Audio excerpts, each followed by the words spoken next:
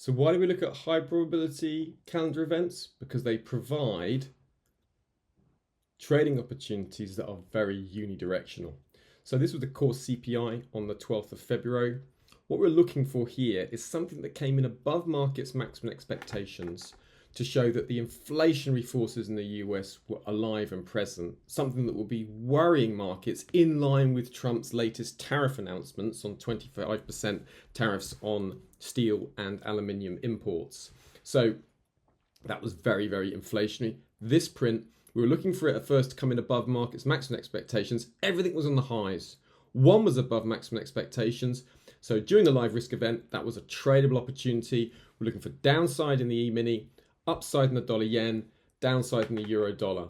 And you can see here that the E-mini moved down to target that we looked at during the event, looking at that S3 as the ultimate target point, and at the top this time we're still looking for sellers on retracement, subject to Powell that's speaking at 3 and obviously Trump's tweets. But we had the opportunity out of the event. You can see the way that market just moved unidirectionally that first minute and then just carrying on down to that S3 pivot point.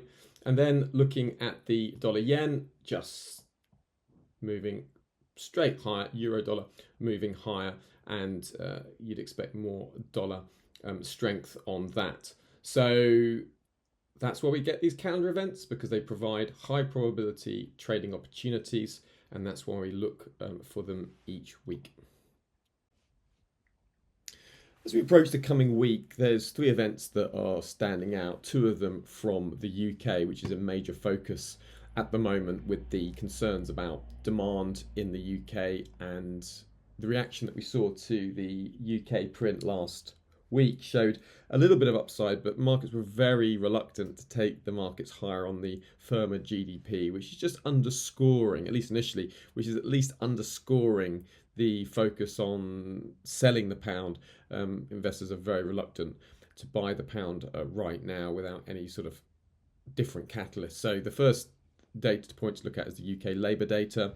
Big miss here across the board. We'll be looking for pound selling. Similarly with the UK CPI print that's coming up the following morning, 7 a.m. UK. This is going to be a major focus. If the Bank of England don't have to worry about inflation surging and you start to see a sharp drop in inflation, that should ramp up expectations for interest rate cuts. Both of these opportunities, we'll be looking for opportunities to short the pound. You'd be expecting investors to be very willing to sell the pound on any weak labour data or very weak CPI print. We'll be leaving aside trying to buy the pound on any sort of relief rally. It may or may not happen. It's just a lot less high conviction than a pound sell bias on weak labour or weak CPI data.